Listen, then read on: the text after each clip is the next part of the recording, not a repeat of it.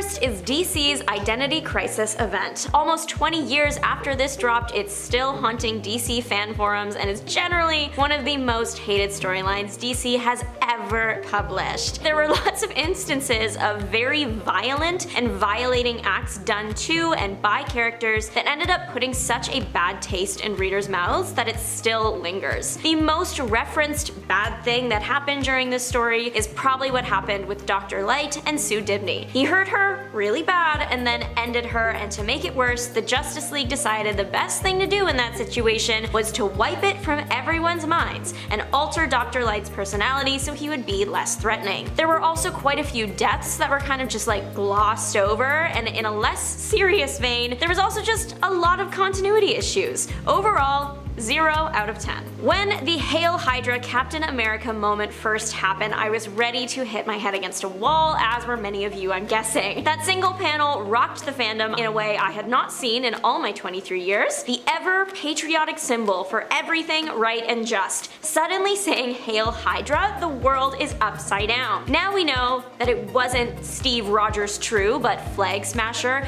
a Cap from another timeline, but at the time, we didn't know that. We thought it was the Right Honorable 616 Cap. It was truly the most out of character and out of pocket thing Captain America could have done, and if they had left it at that, it would have totally ruined the character forever. Eventually, the actual Cap came back and takes care of business, thank goodness. Now that it's over, it did make for an interesting story and introduced interesting characters, but at the time, Marvel fans were in the trenches. To this day, some fans still hate the whole situation, calling it clickbait at its best and a disaster at its worst. Palpatine reviving, despite all odds, has had Star Wars fans up in arms since the last movie came out. Truly, what is Palpatine's secret? How has he lived this long? Dermatologists hate him. The entire sequel trilogy is an enjoyable watch, as long as you don't focus too much on the plot holes. Impossible task when Palpatine has perished 5 times. First, he was thrown down a chasm. Next, it was switching clone bodies. Then he was fallen into a force storm. Next, he was force trapped. And finally, death by lightning. But truly, bringing Palpatine back for the sequel trilogy was rough. It was barely explained, it was via clone, and as a watcher, his apparent death doesn't really mean all that much when he clearly has a live again punch card. The one good thing that came out of the mess, Poe's very tired, somehow Palpatine returned line. In those 3 short words, he conveyed all the frustration and exhaustion fans were feeling. Zornito's identity theft turn identity fraud is up next. There's a love-hate relationship when it comes to Zornito. To explain very simply, Marvel introduced a new character, Zorn. He infiltrated the X-Men, turned some mutants against them, and then destroyed a city and fatally injured teammates. At the end of this storyline, it was revealed that Zorn was actually Magneto. There had been hints to this throughout the series. The mutant abilities matched up. It was clear where this was going. However, Marvel needed Magneto. Magneto did things that would have made him irredeemable to many fans, which is not good for him. Plus, editors liked Zorn. So, as a fix, Marvel retconned the Magneto pretending to be Zorn thing and made it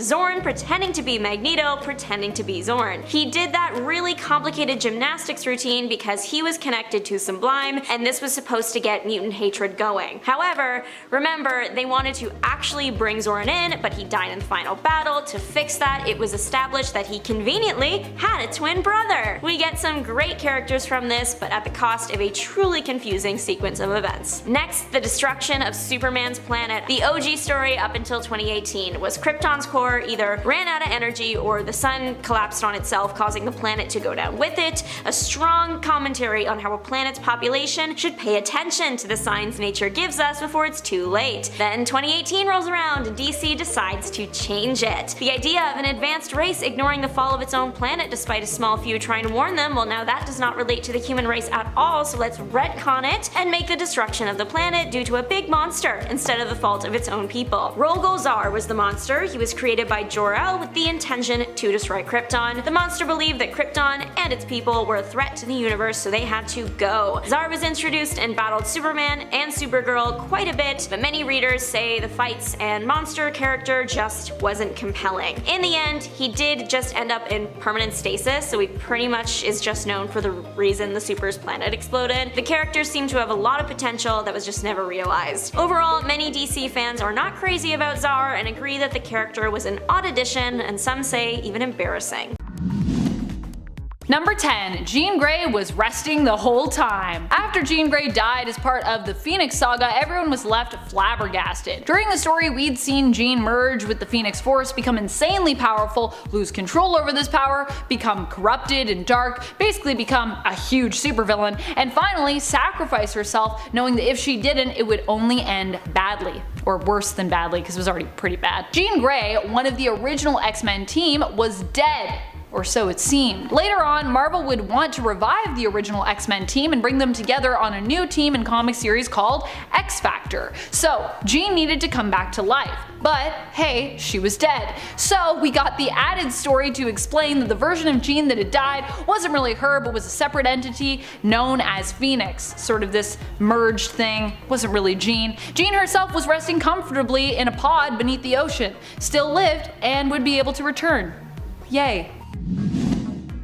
Number 9. Tony Stark was adopted. Yep, that's a thing that happened. I'm just wondering if this one will show up in the Marvel Cinematic Universe. I can't deny that if we get an Arno as a result, an Arno Stark, I would actually not be too upset with that, even though this retcon's pretty weird. The reason this retcon was such a terrible retcon for Tony was that his parents and their loss always remained a great catalyst and huge emotional plot point for him. Now, of course, just because he was adopted doesn't mean that he can't still love his parents as much as he did and still be as emotionally affected by their death. That's not what I'm saying. But his parents also had a naturally born son that they hid from Tony, who was born before they adopted Tony, and he also didn't know that he was even adopted. Also, there were aliens and alien tech involved in Arno's birth, which explains why this all had to be a secret, but also it's just a lot. All in all, this revelation greatly changed the way Tony saw his parents and made their relationship more complex. And I don't know if either of those things needed to happen.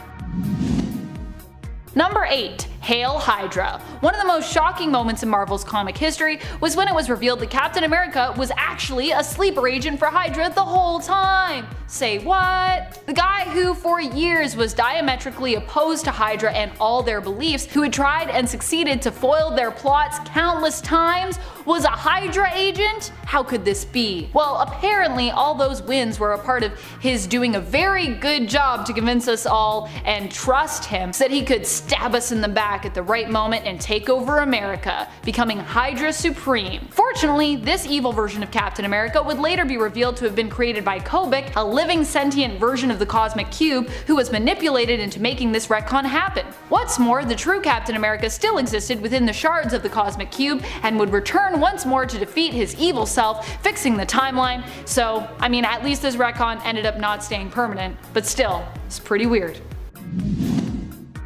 Number 7. Zorn. Okay, so I was actually going to make the title of this point a little more explanatory, but then I realized how long that would actually make the title of this point. Okay, so Zorn was basically a character who showed up in the comics who was a mutant who always needed to wear a mask. Because of this, we never saw Zorn's face, leading many to wonder who was really under the mask. Although I think most people just thought, well, it's probably a new mutant, because you know, we get new mutants added to the comics every day. But no, of course, this is comics, so it had to be someone.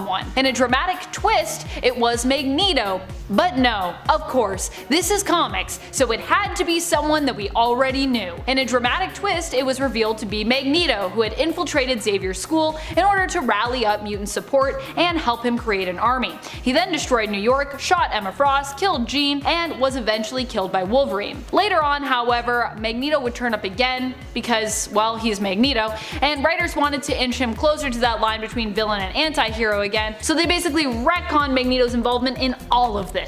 It turns out there was a real Zorn, and it was actually Zorn's brother impersonating Zorn, impersonating Magneto, who was really to blame. Wow. Just wow. Number 6. Ugly equals evil. That's what Thanos' retcon taught us. Yep. Thanos' backstory was added in detail in the series Thanos Rising, and what many fans were surprised to learn was that his mother was apparently driven mad by her newborn baby's hideous appearance, and because of his appearance, claimed that she needed to kill him. That's pretty terrible. She sensed basically that because he was ugly, he would also be supremely evil. And the really shocking part of this was, of course, that she was right. But also, what the heck? Just because you don't like the look of your baby doesn't mean it should deserve to die. Fortunately, a a retcon was later added to fix this when it was changed to it not being the baby's appearance but to a specific deviant gene in the child's genetic code that concerned both of his parents instead. Still, not great, just analyzing your baby's genes and being like, we already know you're gonna be evil. But it's better than it just being about the ugliness in appearance as the pure reason for condemnation, I guess.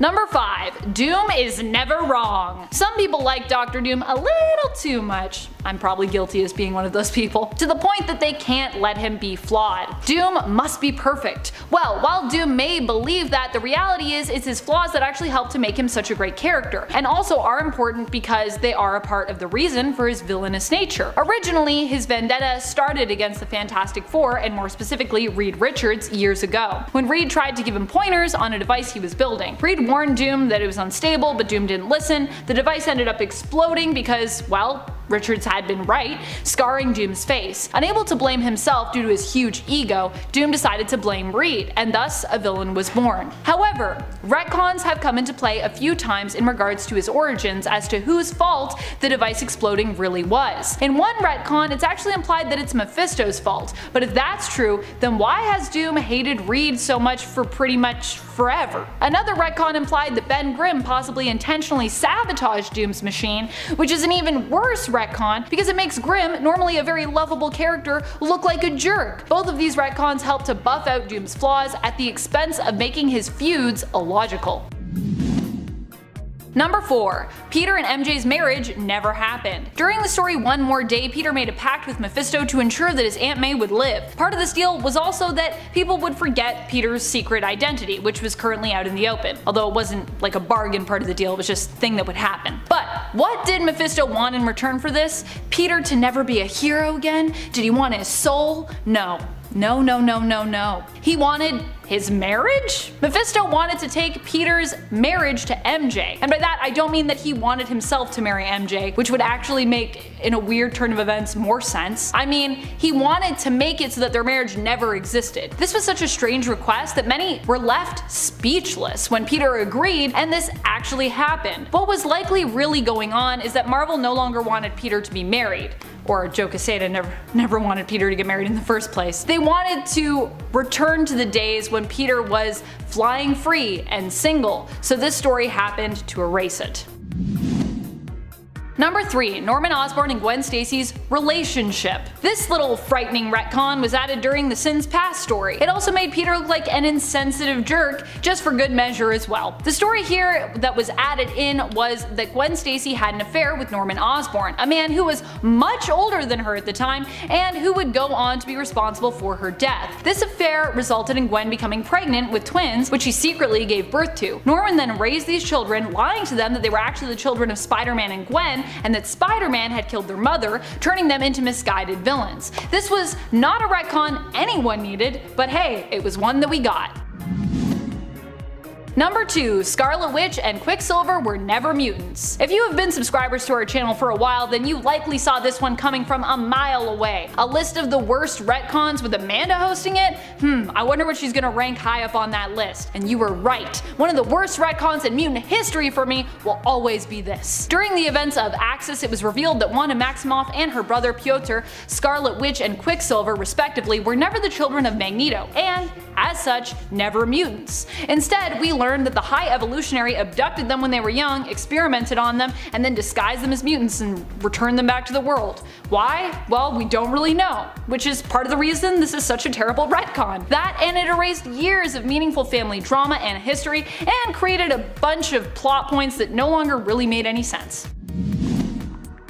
Number 1. Snap Wilson. Even worse than my own personal nerd rage towards the retcon of the Maximoff twins, everyone's outrage, my own included, against this retcon. I still can't believe this was a thing that even happened in the comics. Oh my goodness. Sam Wilson in the comics became a good friend of Captain America and was even known as his ally, the superhero Falcon. However, it was revealed that Sam Wilson wasn't actually Sam Wilson, a social worker from New York with falconry skills. This was all a fabrication of the Red Skull, who had used the Cosmic Cube to turn him into the perfect partner for Captain America as part of an insidious plot. The true persona of Wilson was the criminal thug, and pimp known as Snap Wilson. What? This would be revealed to Cap as being his true persona, which Cap would then save him from. Yikes. Fortunately, years later we would see a retcon that would basically undo this one, turning the fake persona of Sam Wilson into the real persona for him, and the originally retconned real persona of Snap Wilson into the fake, meaning that Sam Wilson was always Sam Wilson and Snap Wilson was the version created and used by Red Skull.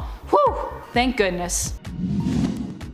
Number 10. Hank Pym's secret daughter. Nadia Van Dyne is Hank's daughter, who we didn't know existed until 2016. She was introduced in a free comic book day issue about Civil War II. Now of course I like Nadia Van Dyne as a character, don't get me wrong, but her being added in retroactively as Hank's lost daughter was something that I felt like was a bit much. When we learned of Nadia's backstory, we learned that she was the daughter of Hank Pym and his first wife, Maria Travoia. Maria was kidnapped during her and Hank's honeymoon and killed. Nadia ended up being raised in Russia, trained in the Red Room. Eventually she escaped after learning of who her parents really were. By the time she got back to America though to see her father, Nadia learned of his sacrifice to save the world from Ultron and his death as a result. She decided to seek out her stepmother Janet Van Dyne and became close enough to her that she felt compelled to change her own last name to Van Dyne, because that's not confusing at all. She's Hank's daughter, she's not at all related to Janet, and yet she has her last name.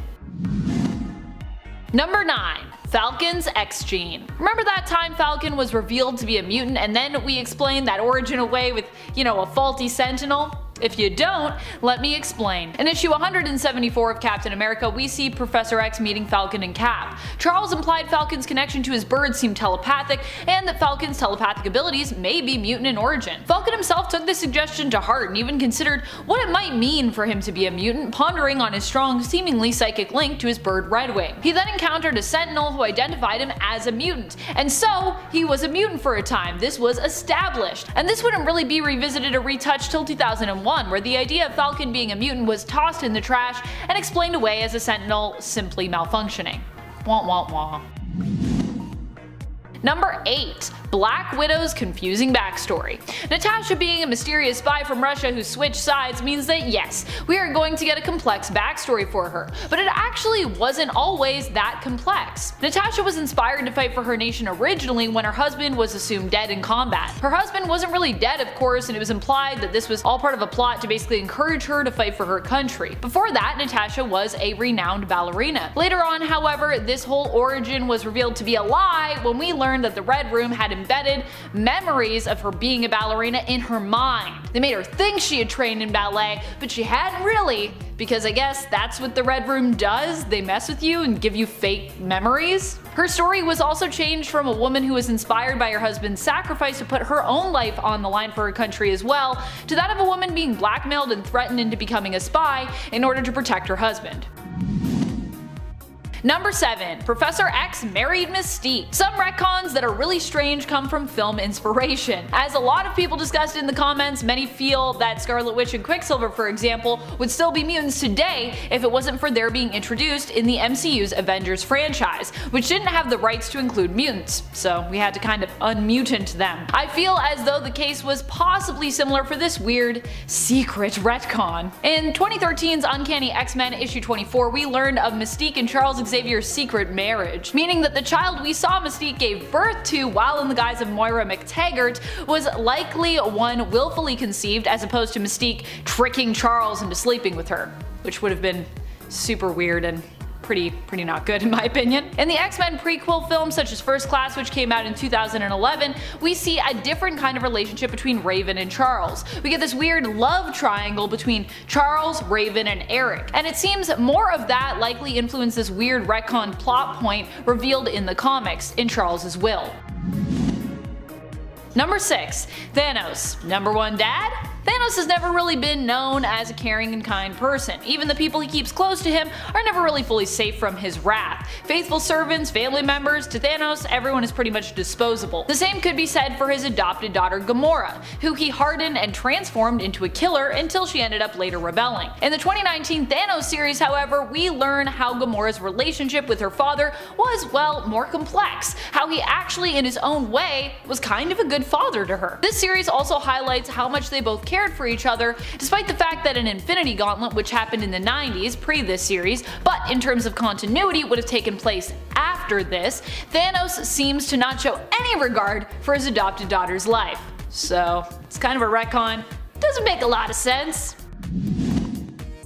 Number 5. Spider-Man's non-sister. So this is kind of another retcon that for me is similar to Nadia's. I like the idea of this character, but the whole story involving her is, well, it's pretty wacky. Teresa showed up in Amazing Spider-Man Family Business claiming to be Teresa Parker, Peter's sister. She believed she was the daughter of Richard and Mary Parker, Peter's parents, and we got a few cool adventures with her, assuming this belief to be true. She was retconned into existence, but honestly, I thought she was kind of a cool retcon to add in, so I was cool with that. However, things got weirder when we learned that the secret sister we'd never heard of till now was all a lie, and that Teresa actually wasn't who she said she was, despite what she herself had been manipulated to believe. It was all a trick, and Mentalo had manipulated Teresa into believing it herself. It was all part of Kingpin's plan to basically lure Peter to a tomb.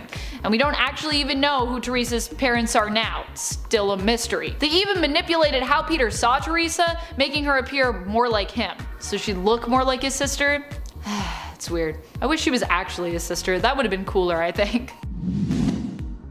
Number 4. Spider Destiny. Now you know me, I love the Spider-Verse, I love spider totems, but not all fans share my bizarre obsession with the Spider-Verse and Spider-Geddon stories and the villains known as the Inheritors. I swear I'm like the only person that really loves the Inheritors. If you also love them, let me know in the comments. Show yourselves. With these stories came a pretty huge retcon, which basically implied via learning about the Great Web and the spider totems placed within it that every spider, man, or person had a kind of destiny to become that spider person. In other words, Peter Parker didn't have a freak accident, he was actually destined to become Spider-Man. It was fate! Many fans were not a fan of this change to his origins, as they felt it detracted from what makes Peter Parker so appealing, that he's just an average kid who got a freak spider bite that gave him powers, as opposed to it being all ordained. Number 3. Kang. Sometimes we talk about retcons that are ridiculous because they hurt the overall story. Other times there are retcons that feel like they don't really need to happen, and then there are those that just cause more confusion than really necessary. That's sort of the case with Kang. Kang the Conqueror was a villain who was first introduced in Avengers issue 8 in 1964. He is known for being a time-traveling villain who enjoys sitting and floating around while menacing other people. As time went on, however, we'd come to discover, due to the fact that he's a time traveler, the Kang was actually a bunch of other people, including Immortus and even Iron Lad. While these retcons were sometimes interesting, they don't really add much to his story, and at this point Kang being revealed as just about anyone is so old hat, it's kind of lost its shock value as well. Now we're gonna get him in the MCU, I don't know what that's gonna be like. Could be weird, could be great. Number 2. Aunt May's death. Remember when Aunt May died, but it wasn't really Aunt May but an actress who had actually died while impersonating Aunt May? Yeah, that was a weird villainous plot. What we saw in the comics as an elderly Aunt May's death was later retconned into being one of the weirdest and most elaborate plots of Green Goblin's criminal career. It was later revealed that the woman who was dead and buried and who we thought had been Aunt May was actually an elderly actress who happened to be on her deathbed and who had agreed to take on one last role in order to torment Spider-Man? Prove how great of an actress she was? Her motives are pretty foggy. Maybe Green Goblin agreed to pay any surviving relatives of hers a ton of cash? I honestly don't know. What had really happened was this actress had been genetically altered to exactly match Aunt May's genes, meaning no one at the hospital suspected this imposter to be a fake. She died after revealing to Peter that she knew he was Spider-Man, and was even buried in Aunt May's intended plot next to Uncle Ben for a time. That is, of course, until we all learned that Aunt May was really still alive, and this had been some kind of bizarre ruse. Number 1. Clone Saga. I won't deny that in my time on this channel I've come to actually somewhat love elements of the Clone Saga. I originally disliked Clone Saga when I started working here, but I very much have come to appreciate parts of the story and to acknowledge that without Clone Saga, we wouldn't have some very awesome characters like Ben Reilly and Kane Parker. However, One thing I still cannot get over is how long Marvel spent tricking everyone with this story. People spent 20 years thereabouts thinking they were reading Spider-Man, as in Peter Parker, only to find out that all those stories were not his, but actually belonged to a clone. Granted, at least it was a pretty cool clone who we'd all come to love after. But at the time, this was a pretty shocking and frustrating revelation after years of stories, and it left a lot of fans feeling betrayed at the time. Billy Batson and Captain Marvel were once separate people. How we know Billy today, how he is portrayed in the movies pretty much, is when he says Shazam, his body becomes a hero, but it's still like Billy's personality and brain, he just gets stronger. That wasn't always the case. In the early days, when the character was known as Captain Marvel, Billy would say Shazam and Captain Marvel would take over. So Captain Marvel was his own guy and Billy was his own kid. There would be times when Billy would be out like running around and Captain Marvel would be seen in the corner of the panel talking to him. Billy would make remarks that imply Captain Marvel had his own thought processes. It makes them sound more like Venom, I guess, than the Shazam we know today. This retcon of making Billy one person came about after Crisis on Infinite Earths. I think it works quite well and would better connect with young readers. Now, Billy gets to be the hero, not some other entity. It's every little kid's dream to be a strong superhero. Putting Billy back in the driver's seat aligns with that more than having an adult take over. Wolverine has some pretty intense plot armor to the point where fans started questioning it. Luckily, Marvel introduced a pretty clever and slightly hilarious retcon to explain why Wolverine can't seem to stay down. A, he has a fighter spirit and literally will never give up, but B, he fights death every time he dies for the right to return to Earth. 2008's Wolverine issues 48 and 58 give us this little bit of info. In this story, Wolverine takes some intense damage to his body and his girlfriend passes. He ends up brain dead. Wolverine shouldn't be capable of being brain dead considering all the other times he's been destroyed and his healing factor puts him back together. So what gives? Turns out his girlfriend passing destroyed Wolverine's will to live. So when it was time for him to fight the Angel of Death, he didn't want to, keeping his body brain dead. Eventually, Wolverine does get back on his feet and back to Earth, but now we know how he can survive from almost anything. Alright, next we have the origin of the Teenage Mutant Ninja Turtles bandanas. At first, they were all red. Now we are used to seeing red, orange, blue, and purple, but that was not how they started. The Turtles now are goofy, love pizza, and fall under the superhero category, but they used to be assassins. The red bandanas symbolized blood and danger. It was when the first 5 issues for IDW were getting published that this changed. The Turtles all started wearing different colors. The red became a symbol for the Turtles' brother Raphael, who went missing. As they were searching for him, they wore red bandanas in his honor because that was his favorite color. When he was found, he was gifted a red bandana and kept it even after the others got new colors. It might be because it was his favorite color, but when you take into account what the red used to mean, it makes his characterization of him being the most violent make more sense. I did pull this retcon idea from the comments section of part 1, so thank you friend, this was very, very interesting to research. Okay, now let's look at the giant penny in Batman's Batcave. This penny has become a staple of Batman's base, and the origin story has changed many times. My favorite is the one that involves Two-Face, that is the retcon we'll be talking about today. But we should probably cover the original origin first. So this huge penny came from 1947's World Finest 30, when Batman and Robin faced off against the Penny Plunderer. It was in a museum that the Penny Plunderer was robbing because, well, he loves pennies. Obviously, Batman stops the villain, and for some reason, I guess he gets to keep this museum artifact now? So that's why there is a giant penny in Batman's Batcave. This origin works for the comics, however, when the Batcave was being brought to the animated medium, they had to make it make sense for kids that will probably never read about this random one-off villain from the 1940s, so it was retconned for animation that the coin was from a fight with Two-Face. I think this retcon worked great for the animated universe. Two-Face also has an affinity for coins, he's more well known, and most importantly, the new story also made sense. Time for the DC Multiverse retcon, the big one. Lots of retcons are sometimes accidents, but this one was anything but, and that planning is probably why the retcon worked so well. In the 1960s, people started actually caring that a hero's life story was kept consistent, and that was getting tough for DC since they had so many versions of the same character. Usually it was like the Golden Age version and the Silver Age version, and people were mixing them up. To fix that, they decided to put the two Flashes, Barry Allen and Jay Garrick, in a comic together, thus establishing that there had been a multiverse this this whole time. It connected the characters' worlds while also keeping them totally separate, and it was a really cool addition to the DC universe. It also paved the way for other future fan favorite DC plots. Kicking off the list at number 10, Superman's Secret. Ooh. So in Superman issue 300 back in 1939,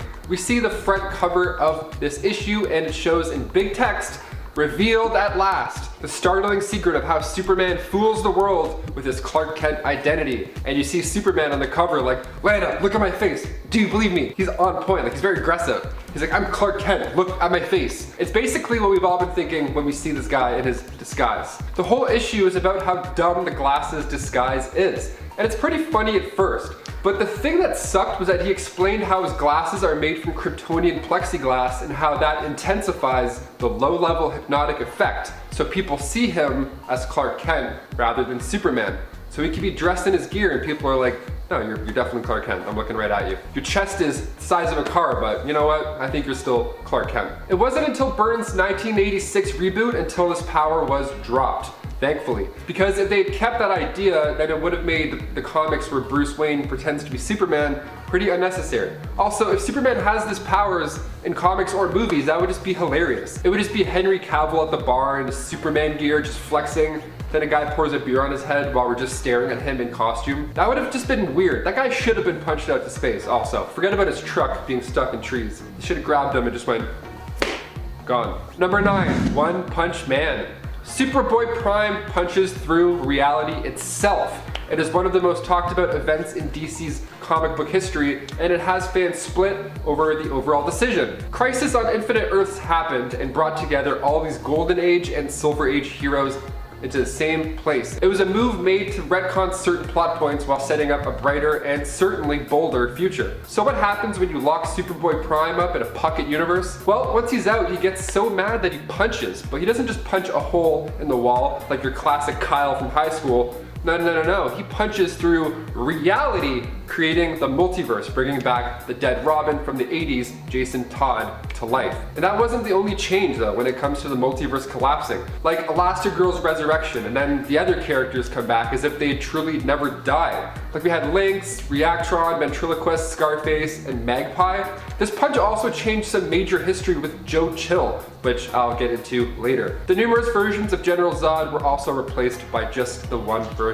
So, what a mess. Just what a mess. Number 8, Catwoman's origin. Okay, this one's super funny to me. So, Frank Miller released Batman Year 1, and it was this dark and gritty issue. And included with it had Selena Kyle's true origins. She lived life on the streets and resorted to work just to make ends meet. People loved this dark origin story. This was a superhero origin story. Then the New 52 released Catwoman 0 in 2011, and the origin went from dark and DC-like to just, well, this. She is seen as this amateur thief, and she has an epiphany while falling out of a window, and she smacks the ground quite hard. And then, out of nowhere, a group of stray cats appear and start to lick her back to life. Look at her face, getting all sticky. First of all, the sound. Second of all, the smell. Wouldn't be the best. Basically just doing what Tim Burton did, but on the page. No way. Number 7, after the New 52 retcon, we saw Barbara Gordon in an entirely new way. So Alan Moore released The Killing Joke, and in this comic, we see a paralyzed Barbara Gordon from the waist down. She then became Oracle and did a pretty bang-up job with the Bat family. Also, she's in a wheelchair. How often do you see that? More inclusion for the win, folks. Let's get it. But with the New 52 retcon, we have Barbara Gordon back as Batgirl. So while some fans are happy with the change, most have expressed quite a bit of rage online, rightfully so. Number 6, Identity Crisis. Brad Meltzer's Identity Crisis was a 7-part issue released back in 2004. The first issue actually did really well with pre-orders, passing I think like 160,000. But come issue 2, fans weren't nearly as interested the first time around. There was a huge decline in numbers. Why though? Well, the cruelty of the content was deemed a bit too much for comic book readers at the time. It had basically turned into a murder mystery about the death of Sue Dibney. Fans weren't on board with how dark the story got with certain details, some drawing the conclusion that it was done just for shock value. Fans have said that every character involved in that comic was just ruined. So what do you guys think? Agree, disagree? Comment down below. Number 5, Evil Amazons. Yeah, you heard that correctly. The New 52 comes through yet again to disappoint fans. The New 52 Wonder Woman series began in June 2016, and Brian Azzarello made the Amazon's origin so that they attacked sailors on the high seas that were too close to their land. Okay, and if that wasn't bad enough, Azzarello even went so far as to make the Amazons murder these sailors and then toss their bodies in the water. And if they have any sons, well, those sons are being sold right into slavery. I don't think we'll be seeing this in the Wonder Woman sequel. I mean, maybe? Imagine if they went from like the first movie to like a band of hardcore pirates just whipping people off boats. Get out of town. The Wonder Woman clay origin was preferred over the new stuff. These false memories that were written to her story were liked. I mean, rightfully so. Number 4, what is love? More like, where is love? Green Arrow and Black Canary are an iconic couple, or rather, were. The two have been together since their early issues in the 60s, and then the reboot came along in 2011, and they weren't lovers anymore. What? For 5 years, readers had to watch them not be in love, and it was a weird time. Eventually, DC listened, and then when DC Rebirth happened, the couple was back together again. Now, this made fans happy, of course, but that was 5 years of storytelling, and now those issues are just scrapped. Awesome, sick, 5 years. A lot of words, a lot of eye movements. Thanks. Number 3, Dead or Alive. Superboy issue 158 came out in 1949, so it was a little while back now. And the cover of the issue is enough to pull any reader in. It shows Superboy in space looking down at a capsule with his parents in it. And the words, "They're alive, my real mother and father." And behold, a couple of sleeping beauties. Jor-El and Lara were drifting in space for 15 years. The radio transmission comes in, calling Kal-El, and then he's like, yo, that's my name, let's do it, let's go. And it's a nice moment or two. Superboy reflects on recognizing his parents' voices, even though he was just a wee baby when he last saw them. So how sweet. But in the New 52 Rebirth storylines, apparently Jor-El survived the Krypton explosion, thanks to Dr. Manhattan, and he then became Mr. Oz, who was like a villain. This New 52 retcon makes absolute no sense. We saw Krypton's death, and we also saw his parents dying in it with our eyes. Number 2, Jack and Joe. We all know the name Joe Chill, the guy who killed Bruce Wayne's parents, Martha and Thomas Wayne. Now, after watching the 1989 Tim Burton Batman film, there's now another name in our minds when we think of the person that killed his parents. We of course think back to the Joker, and having him as the one who killed his parents in the movie. So which is the right one? Which one's true? So fans had to wonder this for years. If Joe Chill was actually the killer, these are confusing times. And then in Infinite Crisis issue 6, we see that Chill is again the killer of the Wayne's family. Thankfully, I mean, part of Batman's story was based off this way of things. And after Infinite Crisis, they made it so Chill was arrested the same night he killed Bruce Wayne's parents. These stories are way too confusing at times. Even reading this, my brain hurts. And finally, number 1, no kill. We all know Batman by his one rule, and breaking that rule is Joker's goal in the Dark Knight film, to never kill. Of course, having his parents die at the hands of a killer, one would assume he's not too fond of the act. But let's go back. Let's go back to Batman's first appearance. Back in 1939, Detective Comics issue 27. We straight up see Bruce push a guy into acid. Acid! It's said in the early days that many criminals died by the hands of the Bat. Bill Finger came in and retconned it so the Caped Crusader, starting in Batman issue 6, tells Robin that we never kill with weapons of any kind. With weapons? Ooh, gotta read the fine print, I don't know. No, Batman at that point still goes by the no kill rule. But what do you guys think? Was his actions, like in Batman vs Superman, unwarranted? I mean, this is obviously a darker, older version of the Batman where clearly people close to him have died. I personally think he should kill. Make it so he pops dudes. People love the Punisher. I mean, you know, he wrecks people. Go get him, Batsy. Number 10, the Three Jokers. At the bottom of our list is the Three Jokers story. This is because it isn't canon to the main DC universe, but the setup is.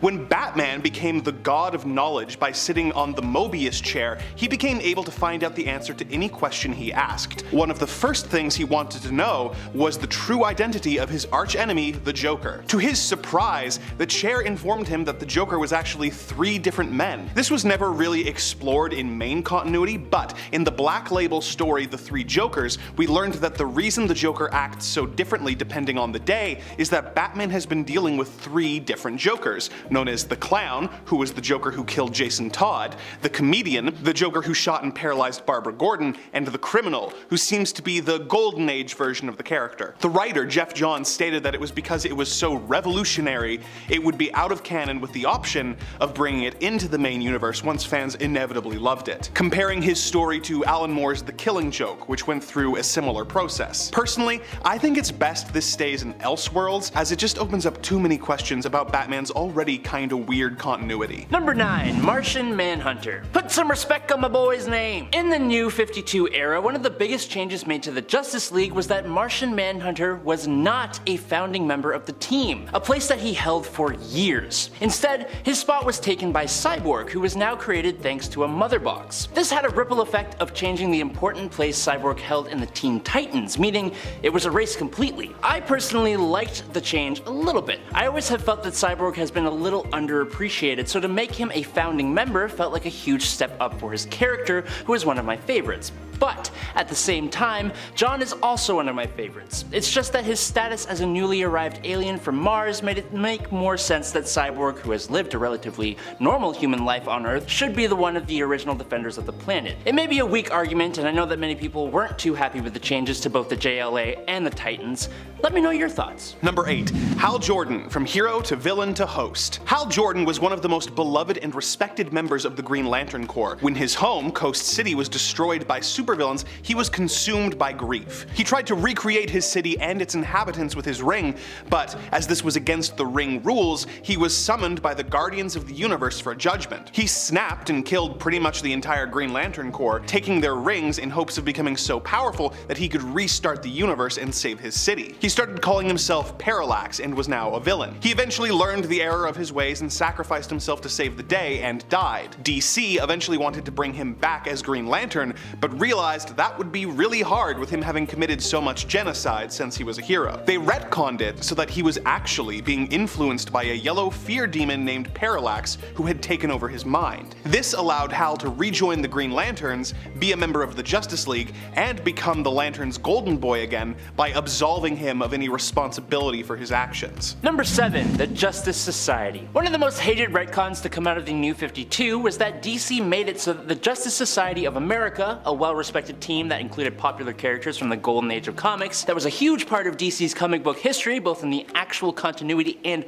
real life, had just never existed. It's just such an odd choice, as the legacy aspect of DC Comics that these characters served as the basis for was just completely wiped out. That legacy concept had done so well for DC prior to the past decade, so it seemed like such a strange choice to make. DC made a few weird choices with regards to retcons created during the New 52. Some were loved, some were not, but to fans, this one seemed just straight up rude. Just because Jay Garrick and Alan Scott are old news doesn't mean they aren't as important. Respect your elders, DC. Come on! Number 6. Tim Drake. Robin no more? When the DC universe rebooted into the New 52 continuity, DC editorial wanted to make their heroes younger and changed the continuity so that the Justice League had only been operating for 5 years. If they had wanted to start the New 52 with Batman working solo or with Dick Grayson still being Robin, this probably would have worked.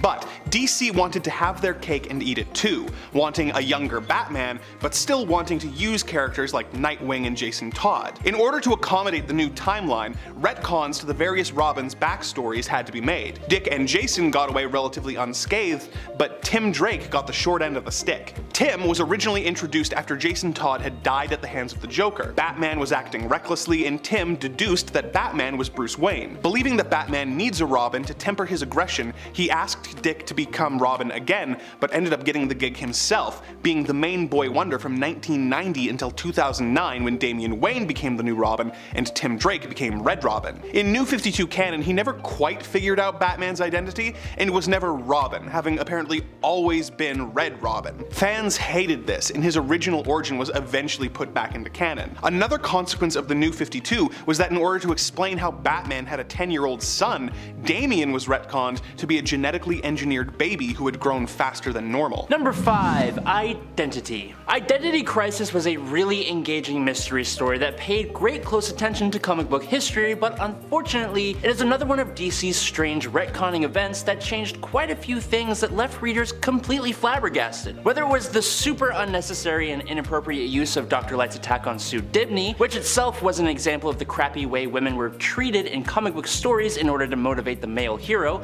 aka fridging, or the Justice League approved mind wipes that seemed kind of evil in the grand scheme of things. Sure, wiping Dr. Light's mind and turning him into essentially an idiot for what he did maybe seemed darkly justified, but wiping Batman as well? It caused Bruce to create the Brother MK1 satellite, which eventually became Brother Eye and created the OMAX. Catwoman also suspected that her personality shift from villain to basically a hero might not have been her own choice. It caused the villain community to band together over the fear of being mind wiped, leading Lex Luthor to create the Society, and it even caused the falling apart of the Justice League. Also, can DC stop calling every damn event a crisis? I am in crisis just trying to keep track of them all. Number 4. Jay Garrick. Fictional or nah? When Barry Allen was introduced in 1956 as a reinvention of the Flash, they explained that in Barry's universe, the original Flash, Jay Garrick, and all of his adventures were the fictional exploits of a comic book superhero that Barry liked growing up. So when Barry got powers, he took on the identity to honor him, making the Flash a cosplayer. This was retconned in the iconic Flash of Two Worlds story from 1961's Flash number 123,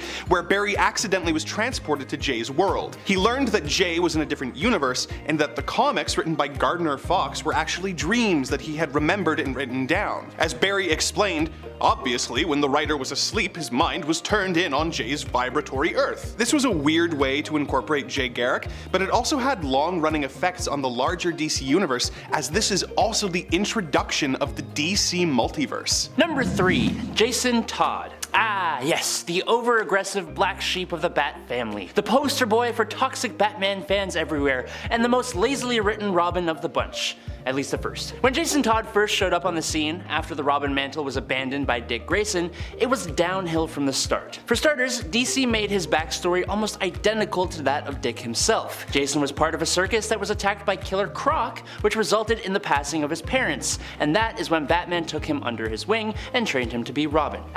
This time it's the Killer Croc's fault. Very original, DC. I see what you did there. Very nice, yes. So already this Robin seemed to be the target of Batman for being exactly like his beloved Dick Grayson, but Jason wasn't Grayson, obviously. In a retcon, he was made to be impulsive, reckless, and rageful, probably because his mentor wanted the old guy back. I'd be mad too. Now, his backstory was reworked to make him a tough street kid whose parents succumbed to a life of crime and substances, but that's not the weird retcon. After his passing at the hands of the Joker, and technically at the hands of the fans, and after his resurrection as the Red Hood, he revealed to his sidekick that the cause of his streak of white hair was the fact that Batman had made the young Robin dye his hair from red to black in order to make him look more like Dick and avoid anyone asking about this new Robin's identity. Sure, it makes some sense, but my god, Batman needs to learn how to be a better Bat Dad. Number 2. Punching reality. In one of DC Comics' first and largest moves, the publisher removed all of the parallel Earths that they created during the Bronze, Silver, and Golden Age of comics in the Crisis on Infinite Earths. This was controversial even at the time, as it was a huge move that was meant to streamline their continuity and bring everything into one Earth. Unfortunately, the whole move was pretty pointless because it didn't take DC long to go back on that idea and retcon it, but they did it in what was honestly an incredibly odd way. We're talking comic books here, so there is a large suspension of disbelief that needs to take place, but making Superboy Prime punch reality just seems on another level. Being from an alternate reality himself, he got so mad at the current state of affairs in the DC universe that he punched a hole in reality, which created the multiverse again and started the incredibly complex history of DC continuity, which only recently was reverted so that literally everything is canon if you want it to be. We did a whole explained on the DC continuity, so if you want to check that out, we will add a link for you right somewhere over here. Number 1. Hawkman's origin. Hawkman has one of the most notoriously difficult origins to keep track of in all of comics, so I will be giving you an abridged version of his history. In his original 1940 origin, he is Egyptian royalty who has been reincarnated throughout time as a variety of different heroes before eventually becoming the archaeologist Carter Hall, spelled like this. Carter becomes Hawkman and fights crime. With me so far? When reintroduced in 1961, he is an alien cop from the planet Thanagar named Carter Hall, spelt like this. He comes to Earth and takes on the secret identity of an archaeologist named Carter Hall, with the original spelling. It makes sense when you think of him as a total reinvention of the original character. Where things start to get confusing is 2 years later when we learn that the two different versions are actually multiversal variants of each other, with the alien living on Earth 1 and the original archaeologist being on Earth 2. In 1986, the Crisis on Infinite Earths happens, and all of the worlds are combined into one. How to handle the continuity? Well, they changed it so that they were two different people who just happened to have similar sounding names and were both Hawkman at different points in history, with the original operating in the 40s and the alien operating in the 80s. In 1994, 0 Hour happens and all of the various Hawkmen become one guy, but it doesn't stick. In 2011, the New 52 retcons Hawkman so that he has always been a space cop from Thanagar. In 2017, Carter with a C is reintroduced, with it being explained that he reincarnates because the knife he was killed with in Egypt was made of nth metal from a Thanagarian ship,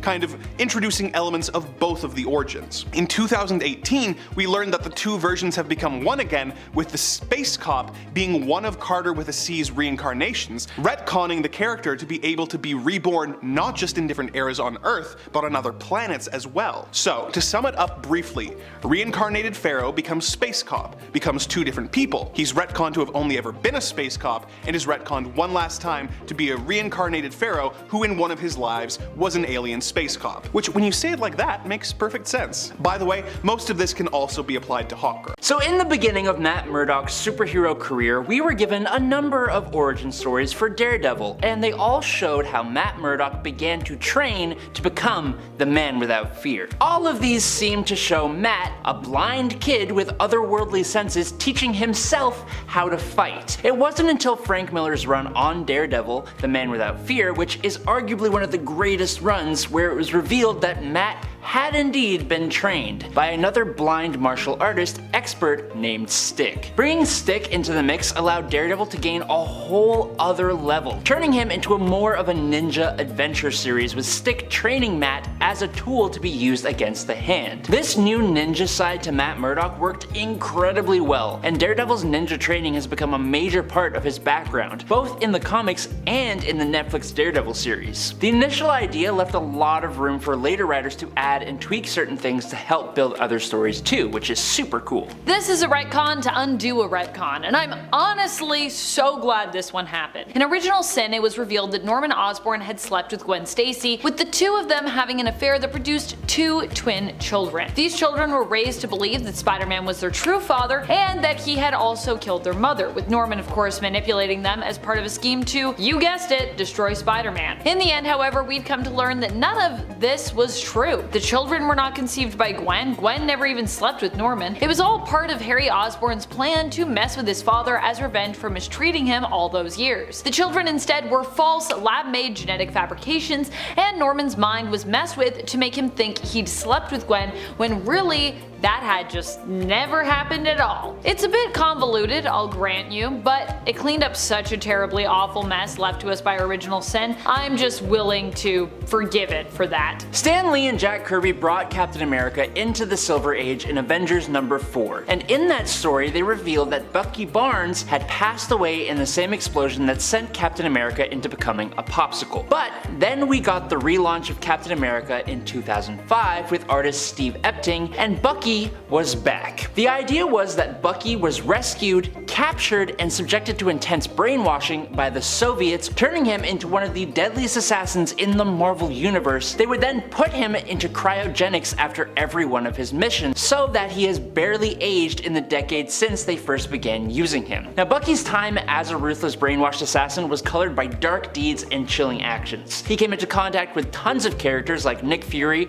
or Black Widow, who he helped train, and he even ended the life of Wolverine's wife, Itsu. The Winter Soldier has proven to be an excellent addition to the Marvel mythos. Finally, some kind of justice for Leslie Tompkins in this next retcon, although we can never fully undo the character assassination that was done to her, let's be honest. With Leslie, what ended up happening was that she was initially a close ally of Batman's, who was critical of him, but only because she cared, but who with one decision was turned into a borderline villain. When Stephanie Brown ends up tormented by Black Mask, Tompkins Tompkins later takes her in and attempts to save her life but ultimately fails. At least that's what we thought at first. Later on, it's revealed that Leslie actually let Stephanie die simply to prove a point to Batman and to convince him that having young sidekicks was a bad idea. Fortunately, this would later be retconned so that Tompkins simply faked Stephanie's death to teach Batman a lesson. It's still honestly pretty messed up, but at least it's still less messed up than the initial reveals. Len Wein and Bernie Wrightson introduced Swamp Thing as scientist Alec Holland, who found himself caught in a mysterious explosion, forced to run out into a swamp where he perished and was transformed into a creature made up of pieces of said swamp. That remained the story for a number of years, including an ongoing series. But then, during a second Swamp Thing series, Alan Moore came on to write. In his very first issue, Moore wrapped up all of the plots of the previous writer, but it ended with Swamp Thing seemingly passing away. But fret not, since that then led into the legendary Saga of the Swamp Thing number 21, The Anatomy Lesson. Alan Moore revealed that we were not prepared for the truth of Swamp Thing at all. That truth being that Alec Holland didn't actually become a creature made up of the swamp. Instead, the swamp was animated into thinking that it was Alec Holland. This change opened up Swamp Thing tremendously, and it's what led to the character becoming so unbelievably powerful with the whole Parliament of Trees thing. I really like this one, and I think it makes a ton of sense when you consider the also kinda retconned in general past of these two characters. We're talking about the relationship between Bucky Barnes' Winter Soldier and Natasha Romanoff's Black Widow. Back at a time when they were both working for Russia. Both being gifted assassins, they of course crossed paths, and Bucky even trained Natasha at one point, it's true. Bucky at the time was brought into the Red Room to act as a trainer and met Nat there. They secretly started having an affair, but once their superiors caught on, they actively separated these two. They wouldn't reunite until years later, both believing the other one must have died, only to find out that they were both still alive somehow all these years after. Number 10. Gwen's Secret Children. Norman Osborn slept with Gwen, and they had twins in secret together. Shocking? You bet it was. But that is exactly what happened in this very strange retcon from Sin's past. It featured a reveal as well that Peter Parker was not in fact Gwen's first, which seemingly broke Pete's heart, despite the fact that it's been, years since Gwen has been alive at this point, and the fact that it's kind of just a weird thing to focus on, honestly, when it comes to this revelation. Especially when it comes to the caveat that your dead ex also apparently had twins in secret with one of your greatest enemies, and the person who ultimately, kinda killed her. I mean, you could say that Spider-Man killed her. You can debate that all you want, but I think Norman's presence was pretty crucial in that. And now, those twins have grown up, and they also think that you're their father and that you're responsible for their mother's death. So, all in all, just a weird thing for Pete to focus on, and just a very weird retcon in general. And friends, before I move on to our next spot on this list, if you love what we do here, and if you love when I get to smash the retcon button and talk about retcons, be sure to smash that like button to let us know you like it. Number 9. Kindred's Revelation. As weird as the previous retcon from Sin's past was, the good news is it's been retconned out of existence. Aha! This all happened during the end of Nick Spencer's run on The Amazing Spider-Man on ASM. In ASM issue number 73, which I honestly just collected because of this, it's explained to Norman by his son Harry, or I guess his son's vengeful kinda new demonic form, that Harry teamed up with Mendel Stromm and Mysterio when he was still alive to create an extremely convincing illusion, making it seem as though Norman had slept with Gwen when he actually hadn't. Gabriel and Sarah Stacy were actually not anyone's children, but simply test tube clones created based off of Norman and Gwen's combined genes. Kind of a weird retcon, but also kind of a great one. Number 8. Black Widow's Origins. Black Widow used to be a ballerina. Or at least she used to be. Initially, Black Widow's origins was that she was a ballerina who married the Russian super soldier superhero Red Guardian,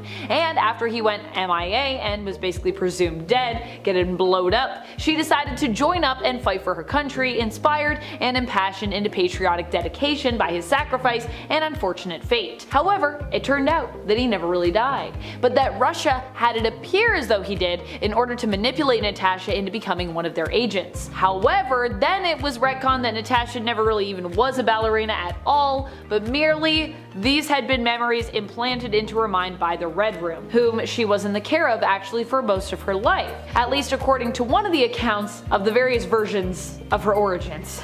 It's also been implied that she was not actually inspired to join up with the USSR following the supposed death of her husband, but instead was blackmailed into doing so. Basically, her origin is one that we seem to constantly revisit and tweak, so it's kinda hard to keep up with. To be honest, I kinda wish she had actually just got to be a real former ballerina turned spy, because that just sounds like a cool origin story to me, but hey, implanted memories. Number 7. Anya's powers. Anya is Anya Corazon. For those who are unfamiliar with her character, she is another Spider-Man-like superhero from Earth 616. Despite sharing some connection to the world of spider totems and spider-like abilities, Anya was actually a pretty unique character in the sense that her power origins were more steeped in mysticism and magic. She was given her powers and her heroic calling after saving Miguel Lagar, a sorcerer from the Spider Society. She didn't get a radioactive spider bite, she got a magical spider tattoo.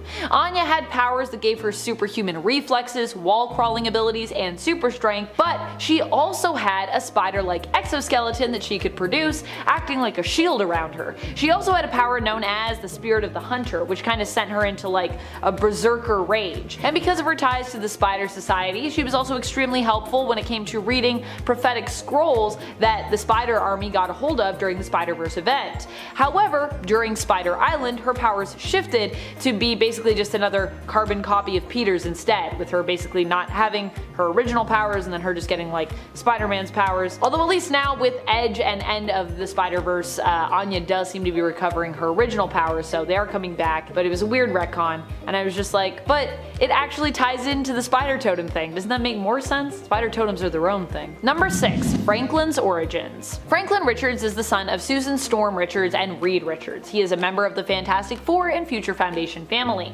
alongside his sister Valeria. While Valeria doesn't possess any superpowers of her own, at least not yet, although she is insanely smart, one of the smartest people in the Marvel Universe in fact, Franklin actually does have superpowers. Or he did. His powers are considered to be off the charts, or you know, at least they were. Franklin Richards had insanely powerful reality warping abilities that had been causing bouts of chaos while also sometimes being insanely useful ever since he was a baby. It was also believed that these powers were the result of him having an active and powerful mutant gene. However, as Franklin's powers recently struggled to remain consistent and eventually faded with time, he not only lost the powers, but he also lost his mutant status, which was revealed to be a result of him subconsciously reality warping his own DNA. This has made a lot of Fantastic Four fans upset, but also I'm still hoping it's leading us to something else. I'm still hoping it won't be a retcon forever and that something will shift. Maybe they had to do that because Franklin's going to be coming to the MCU and they were like, he can't be this powerful. We must nerf him in the comics. Number 5. Teresa Parker. Who is Teresa Parker? Honestly, after everything we've learned about her, that's a really great question, but one that isn't easy to answer. Initially, Teresa appeared in a non-canonical story, but ended up later being brought into the 616 continuity. There she was introduced as the possible mystery daughter of Mary and Richard Parker. Her birth being kept secret after the death of her potential parents, Teresa would be adopted and later would end up as a member of the CIA. As an adult, even she was unsure of her true parentage. It is implied, however, that she was the secret daughter of Mary and Richard, which would make her Peter's estranged sister. Eventually, her and Peter meet and even team up, but after we seemingly have somewhat confirmed her status as a Parker, although even that origin was still pretty shaky, it was later re-retconned that indeed she might not be. Chameleon attempted to manipulate Teresa, offering her alternative origins and even at one point suggesting that she may have come from the Chameleon Academy and be one of their own sleeper agents. Regardless though, Teresa addressed all the confusion of her origins by simply stating that regardless of her natural born parentage, she would always consider herself a Parker. So, hey, at least there's that. Does that make it any clearer? No, but at least we know where Teresa feels she stands. I think that's important. Number 4. Spider Totems. I explain them a lot on this channel whenever we talk about them because honestly, they're kind of weird and most people are like, what's that? What's a spider totem? To be fair, I do personally love what they have done as a concept for the Spider-Verse, basically bringing together like all the alternate versions of Spider-Man. So there's that, and I think that is a good part of them. So, okay, what are spider totems? Where did they come from? Why? Why? Well, spider totems are basically characters who are attached to the great web of life and destiny, who themselves are imbued with fated, spider-like powers thanks to their connection to, in essence, kinda like spider gods, who each represent a different archetype. With the concept of spider totems, Spider-Man and other related characters with spider-like abilities went from being heroes as the result of a freak, radioactive, accidental spider bite, or some other, freak occurrence, to becoming heroes of destiny and fate. Some people like it, some people don't. But it is a thing that exists, and we must acknowledge. Number 3, Mr. Sinister's obsession. This has to be one of the weirdest retcons around. Although, I'm gonna be honest, I do kinda like this one. Mr. Sinister has always been known for being obsessed with the Summers family, especially Scott. This is seemingly because from a genetic standpoint, Scott Summers and his brothers have the most potential, with Sinister often believing that Scott's genes are actually the key to unlocking the most powerful mutant of all time. Typically, Sinister is a shipper of Scott and Jean together, and even went so far as to create a clone of Jean named Madeline Pryor to ship Scott with after Jean was believed to have died following the Dark Phoenix saga. I do not know where Mr. Sinister stands on the whole Emma Scott ship, however. In Sinister's own origin story as Nathaniel Essex, we later learn that this obsession with Jean and Scott together started before he was even Mr. Sinister really, with him meeting them when they traveled back to the past during a mission given to them by Clan Ascani. So basically, Sinister's obsession with Cyclops is kind of like a time paradox, because he met them as Nathaniel Essex before he met them as Mr. Sinister, but meeting them in their future, his past, made him obsessed with them in his future, their past. Number 2, Silk and Spider-Man. This is a really weird one, but thank goodness we've moved past it at this point, and even Dan Slott has admitted remorse for this weird plot point that was added into Silk's origins, as well as some other initial elements of her character that played into racial stereotypes. He has openly stated that if he even could go back in time, knowing what he knows now and hearing what he's heard from readers, he would have written things a lot differently. Honestly, a refreshing take to hear from a writer when it comes to a weird retcon that was not positively received. Silk is Cindy Moon. She was bitten by the same radioactive spider as Peter and also received spider-like abilities. Due to her and Peter sharing the connection of the same spider, which gave them their powers, she and Peter, for some pheromonal reason, had an uncontrollable desire for and attraction to one another. And I really do mean uncontrollable here. All in all, it was a weird thing that was pretty icky, to be honest, but fortunately we moved past that, and the connection no longer makes either spider-based superhero act like a horn dog around the other, so yay. Progress. Number 1, Scarlet Witch and Quicksilver's origins. Well, if you know me, you knew that we were going to talk about this because I must talk about it at every opportunity. Scarlet Witch and Quicksilver have had a tumultuous origins, to say the least. Initially, they were the children of Maria and Django Maximoff, who became indebted to Magneto as young mutants after their lives were saved from an angry mob. Quicksilver's mutant powers allowed him to move and think at super speed, and Scarlet Witch's powerful but unpredictable mutant powers allowed her to hex her enemies, and sometimes honestly her allies, even warping reality at times to do so. They were initially portrayed as kinda bad luck powers in the comics, but would evolve to become more seemingly magical, being referred to as chaos magic, and also becoming powerful enough to allow her to warp the reality of an entire universe. We learn eventually that the Maximoff twins were not truly the children of the Maximoffs, but were simply adopted by the couple. They were the secret twins of Magda, Magneto's wife, making them, yes, Magneto's children.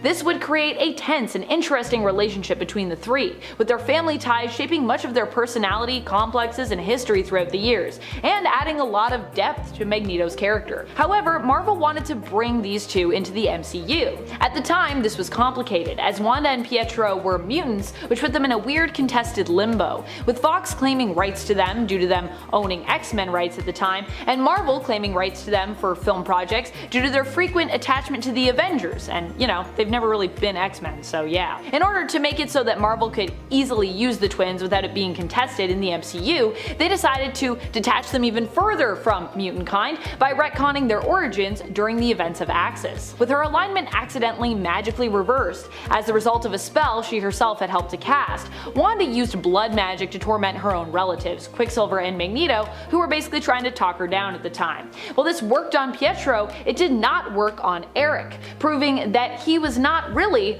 their father. The High Evolutionary provided further clarification in regards to this retcon, with it being explained that the Maximoffs were actually their real parents, with the High Evolutionary merely disguising them as mutants after abducting them and experimenting on them while they were young, which also granted them their powers. Later, Quicksilver would be implied to also possibly be an Inhuman, and Scarlet Witch's powers would be firmly cemented as straight up magic strengthened by her own Romani bloodline and heritage. So nothing mutant about either of them, apparently. So House of M, Avengers vs. X-Men, there's a lot of things that now don't quite make sense. The retcon, retroactive continuity.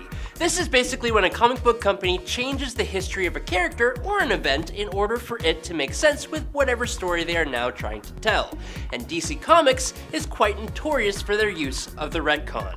For example, when Batman became the god of knowledge by sitting on the Mobius chair, he became able to find out the answer to any question he asked. One of the first things that he wanted to know was the true identity of his archenemy, the Joker. To his surprise, the chair informed him that the Joker was actually 3 different men.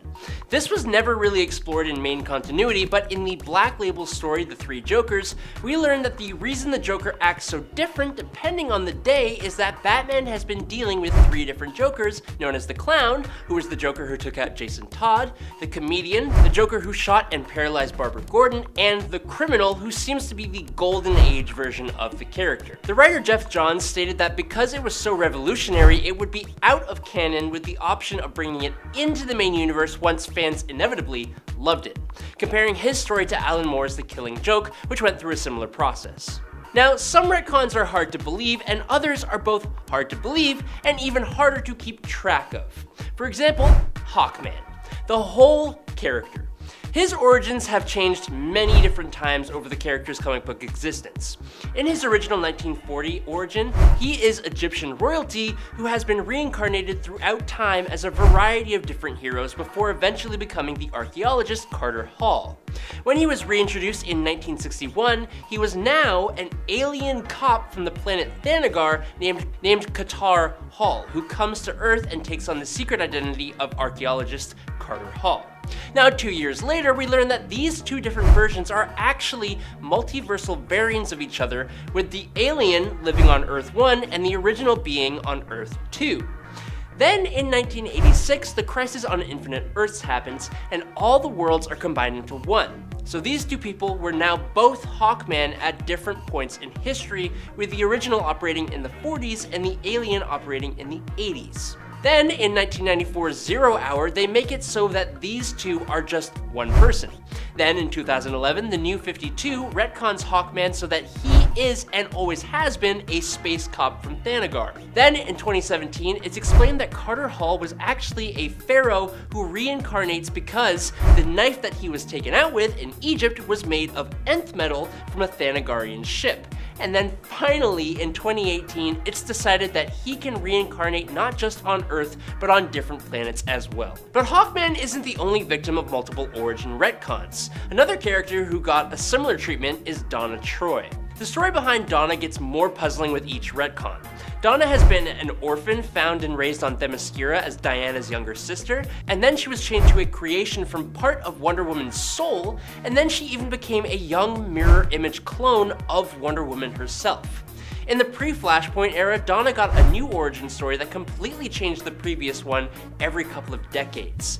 It was so confusing that the new Teen Titans had a story arc called Who is Donna Troy from 1988 to 89 to try and clean everything up, but even the story to clean up the character was retconned. In the end, all these separate threads of Donna finally came together, and she was revealed to be an amalgamation of all the Donna Troys across the universe thanks to a spell, with all of her origin stories being memories of her other lives. Now, in one of DC Comics' first and largest moves, the publisher removed all of the parallel Earths that they created during the Bronze, Silver, and Golden Age of comics in the Crisis on Infinite Earths. This was controversial even at the time, as it was a huge move that was meant to streamline their continuity and bring everything into one Earth.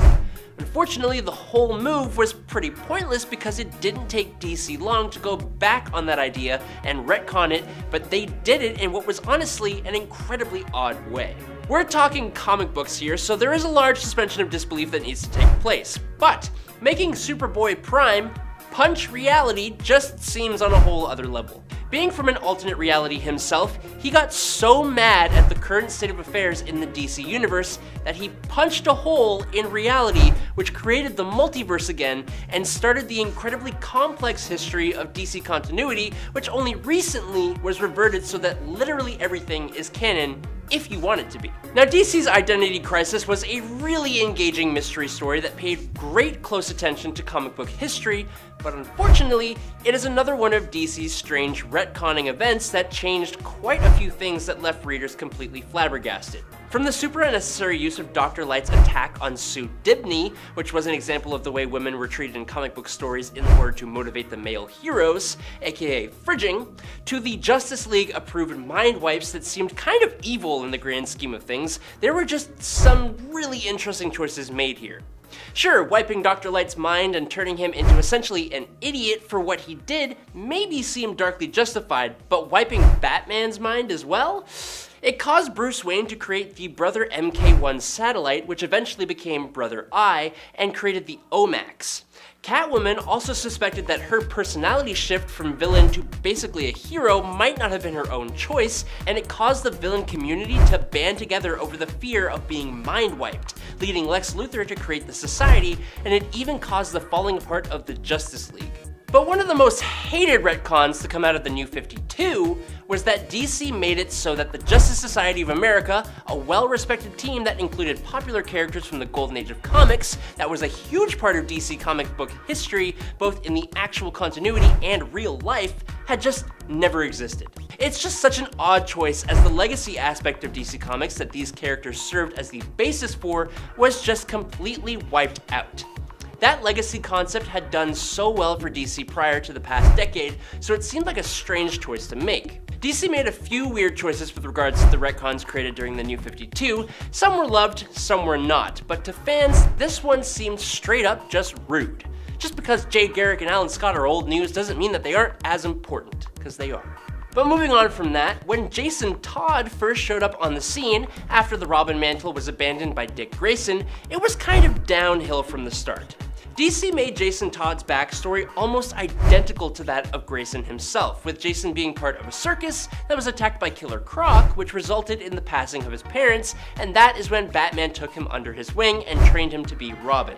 So already, this Robin seemed to be targeted by Batman for being exactly like his beloved Dick Grayson. In a retcon, he was made to be impulsive, reckless, and rageful, probably because his mentor wanted the old Robin back. Now, his backstory was reworked to make him a tough street kid whose parents succumbed to a life of crime and substances, but that's not the worst part. After his passing at the hands of the Joker and after his resurrection as the Red Hood, Jason revealed to his sidekick that the cause of his streak of white hair was because Batman had made the young Robin dye his hair from red to black in order to make him look more like Dick Grayson and to avoid anyone asking about this new Robin's identity. And sure, that makes some sense, but it makes Batman seem like an absolutely horrible bat dad.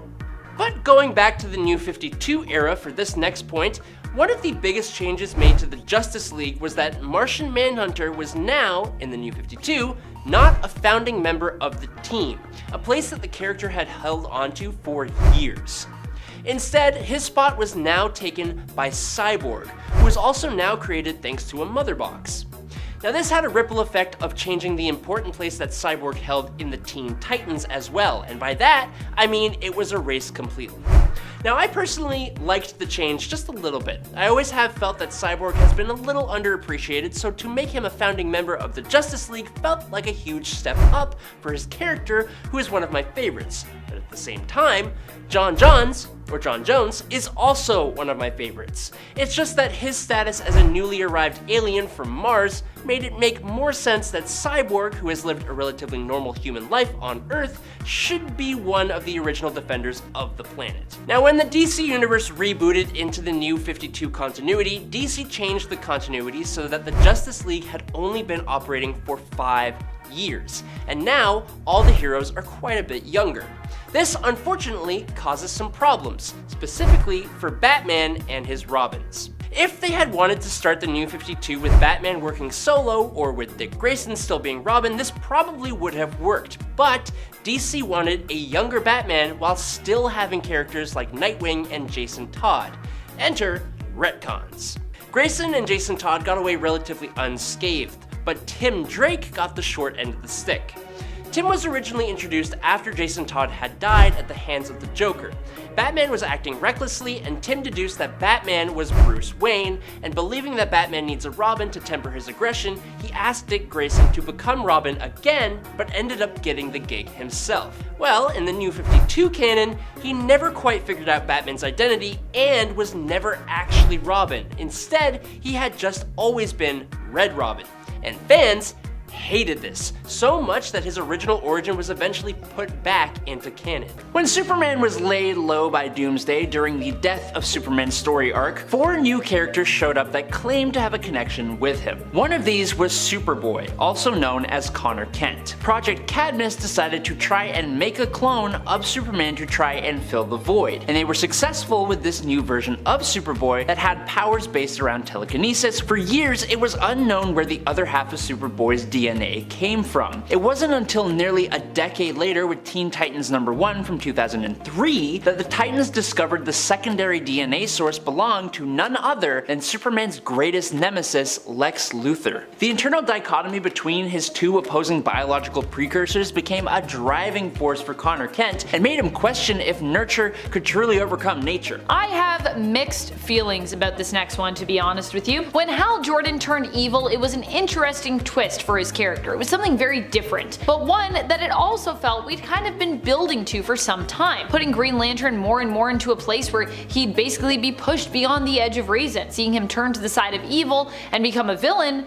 made sense in a way. But comics had another explanation for us in terms of why Hal went from 0 to 1000 on the evil scale. It was actually all because of fear. It was about Parallax, who had managed to cling onto that fear and possess Hal Jordan, since Parallax was trapped within the central power battery and also manifested in the Green Lantern Corps' weakness to the color yellow. So this was in a way a retcon that solved not just one but actually 2 problems, if you will. Although I do think it was smart of DC to implement this retcon and that it makes a heck of a lot of sense. I'm still not completely sold on whether it was needed, at least in regards to Hal, but hey, it definitely works and I feel like a lot of people like it. There are plenty of DC characters that have used the name Sandman. However, it was Neil Gaiman's magnum opus, The Sandman #1 from 1988, that finally revealed the secret history that brought them all together. The Sandman revealed that after Morpheus, aka Dream of the Endless, the lord and personification of all dreams and reality, was imprisoned, his absence led the universe to gift portions of Dream's power to several people, including Wesley Dodds, who became plagued by extremely vivid dreams and inspired him to become the Justice Society's Sandman. There was also the Bronze Age Sandman Hector Hall, whose consciousness had been cast into the Dreaming, where it was discovered by Brute and Glob, which were former servants of Morpheus, who turned Hall into a surrogate Dream King following the imprisonment of Morpheus in the early 20th century. His consciousness became trapped in the consciousness of a boy named Jed Walker. There was also Garrett Sanford, who had a similar thing going on with him, and of course there is Sandy Hawkins, the sidekick of the original Sandman, Wesley Dodds, who took on the Sandman mantle and wears a mask that appears to be a cross between his old mask, Wesley Dodds' mask, and the helm of Dream of the Endless. If you read the story, you know it's a bit more complex than what I just said, but Morpheus' existence revealed just how powerful the Sandman legacy really was. Honestly, one of my favorite retcons is also one of the saddest. There are some figures out there who I feel have a certain air of mystery, if you will. When we give them backstories, origins that are super defined, in fact for some characters, I feel like it can ruin those characters to a degree. When it comes to Deadpool though, I feel like his origin is one of the most tragic. I like how Deadpool cracks jokes, don't get me wrong, he has made me laugh in comics many times over and on the big screen, but I also love us exploring why he feels a need to do this, and why he is so seemingly crazy, or at least why he chooses to appear that way. At one point, Deadpool's true parents' existence is confirmed in the worst story for Deadpool we could have gotten ever. While being manipulated and not remembering who his parents were at the time as a result of much brain tampering, Deadpool is sent to eliminate his parents by burning their house down with them inside it. It's a truth that is revealed through Original Sin, and honestly honestly, I think one of the best retcon reveals in that event, in my opinion. The Phantom Stranger being retconned to be Judas, the betrayer of Jesus, was never on my bingo card, but I am not mad about it. The origin story from 2012's Justice League 6 is now considered canon. Before, the Phantom Stranger was a fallen angel. When Lucifer attacked heaven, the Phantom did not take a side, and as a punishment, he was sent to Earth to be alone forever. The now canon origin is that he is Judas. Judas was tried by the Council of Wizards alongside two of the other greatest sinners of history, making them the Trinity of Sin. Phantom Stranger was convicted of betraying Jesus for 30 pieces of silver, found guilty, and as punishment, he was to wander Earth forever as a stranger to man to see the toll greed takes on humanity. When he was found guilty, the council tossed the 30 coins onto him, and they became his look. Every time he does an act of service for the voice, a coin gets removed. He has to wait for the voice to assign him tasks, and in the meantime, roams Earth. I like this retcon because it gives the character a goal and explains why he might show up in certain circumstances to assist heroes. Santa Claus being established to be one of the most powerful mutants in the Marvel Universe is one of my favorite Marvel retcons ever. It makes so much sense. How else would Santa be able to live forever and do everything he does? Basically, what happened is,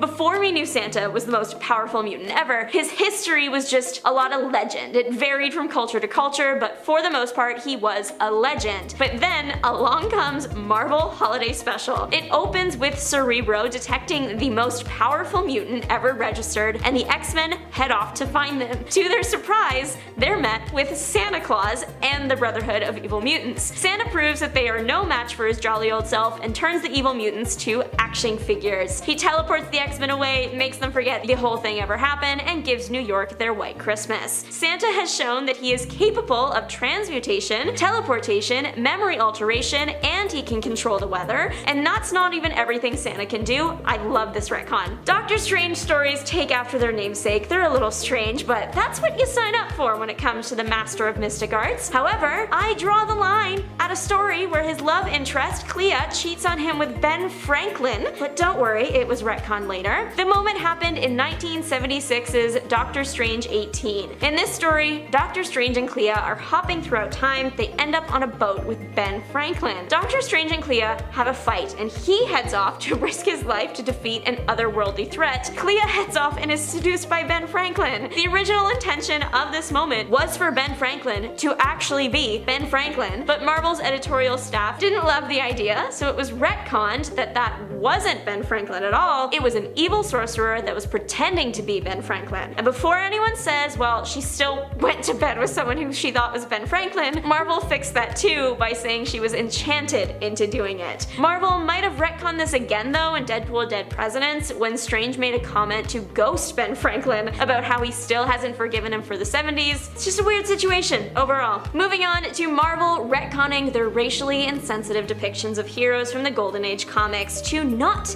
actually be canon, but instead propaganda commissioned by the military. The Young Allies comics, among others, were not very kind to people of color, often illustrating the characters in a stereotypical way and making their dialogue worse than their white counterparts, and just reducing the POC characters to an unkind stereotype. This is found primarily with characters like Whitewashed Jones or Slow-Mo Jones. It was a big stain on Marvel's history, one they thankfully put in the work to fix. It was retconned that the Young Allies comics were government-commissioned propaganda. The Young Allies were still a real team, but they were all on equal footing, they all respected each other. The retcon worked because it didn't just totally erase everything from history. Marvel owned up to it in a way and simply created a better depiction of the heroes. And finally, Captain America Lives. This has got to be one of Marvel's most successful retcons because it feels like such an important part of Steve's story that it's hard to believe that it was once a surprise and Steve was never supposed to return. Steve Rogers went into the ice in 1945 and was revived in 1964. According to the Avengers 4 comic, Steve Rogers was brought back because of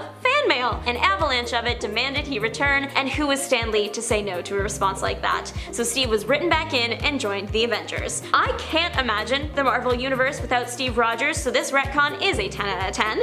However, there was a Cap active detective. At the time, Steve was supposed to be in the ice, which was confusing. Who was this guy? Well, that was also retconned in the 1970s to simply be a different person wearing the suit, William Nasland. He took on the hero mantle to keep the spirit of America alive. Another successful Cap retcon, but Do you think that you know who Aquaman is? Did Batman used to run around sending criminals to the grave? Stick around and find out, because today on Top 10 Nerd, we're talking DC Comics retcons. And coming up first today, most DC fans recognize the hero known as the Spectre as one of the most powerful beings in the comic book universe. As a personification of God's spirit of vengeance, Spectre was an ancient force of pure justice, and he is so astronomical in his scope that he requires a human host in order to even be able to comprehend our human nature. One of the first of these hosts was Jim Corrigan, who was resurrected after his passing in order to become the host for the Spectre. But what may surprise some people to find out is that originally, during the Golden Age, Jim and the Spectre were actually just simply the same guy, with Jim just being a detective who would dress up as the Spectre and had some pretty cool ghost-like powers. The retcon here came when DC decided to split the two into two different entities entirely, making the Spectre one of the most powerful beings to exist in their comics. Now, during the first part of this list, we talked about how during the New 52 reboot, DC had altered the Justice League's starting lineup, replacing Martian Manhunter with the Earthbound hero Cyborg. Now, when Cyborg first showed up on the scene, he was a star football player who got extremely injured, which led to his scientist father to merge his body with advanced technology to create the technological hero who then debuted as a member of the Teen Titans. Well, alongside his new debut as a founding member of the Justice League, his origin was also slightly tweaked to have it so that the advanced technology that he was merged with was now a mother box from Darkseid's world of Apocalypse. This was a huge boost up in his actual power, giving him a huge list of new abilities and making him much more significant in the conflict with Darkseid, who was the one who brought together this team of powerful justice-inclined heroes. And it became the new favorite origin as well, even being the origin shown in Zack Snyder's Justice League live-action movie. But moving on from that, anytime a new Batman movie is set to come out, one of the biggest questions anyone has is who is going to be playing Alfred Pennyworth. Alfred Pennyworth is the key member of the Bat family. Batman may be the Bat family namesake, sure, whatever, but Alfred is the sticky glue that holds them all together. He's a father figure, a mentor, a helping hand, and a dear trusted friend who has been in Bruce Wayne's life from the time Master Wayne was born. Well, what if I told you that actually, no, that was not always true. Back in Batman number 16 from 1943 is when the character of Alfred actually showed up on the doorstep of Bruce Wayne for the first time. Not as a childhood butler of the character, but as a disheveled and disgraced valet who had come to serve Bruce as part of Bruce's father's dying wish. Alfred was a completely new hire for Bruce Wayne. This eventually got retconned to make it so that Alfred had always been with the Wayne family from way back in the day, and I think all of us are very happy that that change stuck around. But sticking with Batman here for a sec, one of the key defining attributes of the Caped Crusader is his no-killing policy. Batman refuses to take a life, even famously repeatedly letting the Joker live despite all of the horrible crimes that he continues to commit, even against Batman's own Bat family. Batman just kinda has to believe that these criminals can be rehabilitated. So it's always a shock to fans of the character when they take a look at his earliest comics and see the Dark Knight wielding a 9mm, taking pot shots at criminals left, right, and center. That's right, the Batman, alongside almost all the other Golden Age heroes, had quite the itchy trigger finger. Now, admittedly, this was before the end of World War II,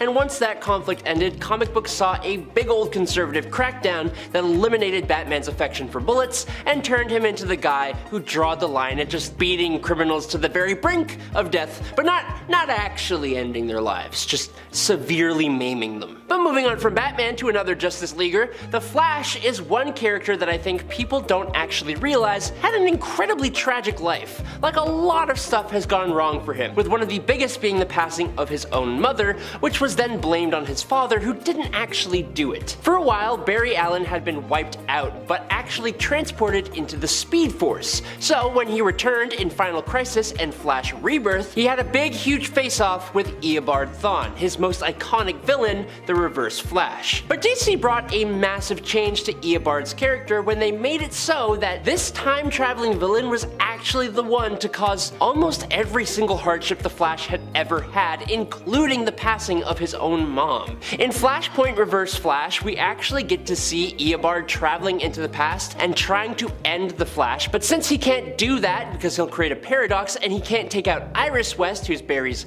girlfriend or lover, he just decides to go back to Barry's childhood and make Barry's younger days a literal nightmare. He makes the young Barry fall downstairs, he makes him miss catching a baseball, makes him drop all his books and his papers. Eobard even snatched away the one friend that Barry Allen had, erasing him from the time stream completely. It's not funny, but just remembering the look on Barry's face as this full-grown man dressed in yellow just ruins his life, it kinda cracks me up. I'm sorry. Now, have you ever wondered how DC Comics first got their multiverse? When Barry Allen was introduced in 1956 as a reinvention of the Flash, DC explained that in Barry's universe, the original Flash, who was Jay Garrick, and all of his adventures were actually the fictional exploits of a comic book superhero that Barry liked growing up. So, when Barry got powers, he took on the identity of that hero to honor him. This was eventually retconned in the iconic Flash of Two Worlds story from 1961's Flash number 123, where Barry accidentally found himself transported to Jay Garrick's world. He learned that Jay was in a different universe entirely called Earth 2,